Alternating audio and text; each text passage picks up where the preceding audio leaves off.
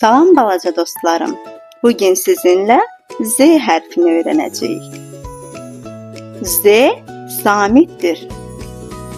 Böyük Z, kiçik Z. Z hərfi sözün əvvəlində, ortasında və sonunda gəlir. İndi isə gəlin Z hərfi ilə başlayan sözləri birlikdə öyrənək. Zebra,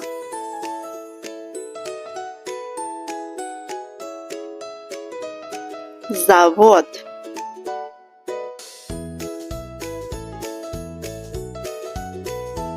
zərf,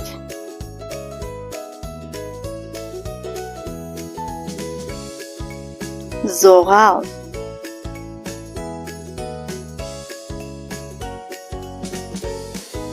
zeytun,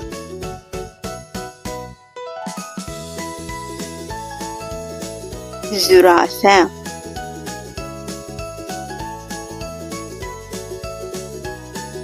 Hələlik dostlar, izlədiyiniz üçün təşəkkür edirəm.